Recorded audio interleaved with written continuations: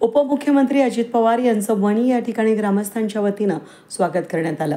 अजित पवार हे 18 मे 2025 रोजी पूर्वनियोजित कार्यक्रमासाठी कळवण या ठिकाणी गेले होते।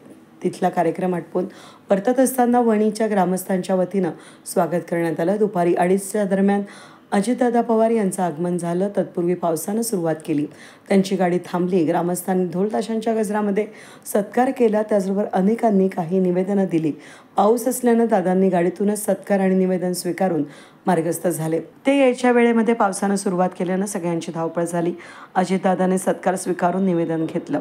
यावेळी कादवा कारखान्याचे अध्यक्ष श्रीराम शेट्टे, माजी आमदार धनराज महाले, युवा नेते गोकुळ झिरवाळ, वणी सरपंच मधुकर भरसड, उपसरपंच विलास कड, महेंद्र बोरा, राजेंद्र उफाडे, अविनाश मातेरे, डॉक्टर पहाडे, अमोल देशमुख, सचिन कड यावेळेस उपस्थित होते।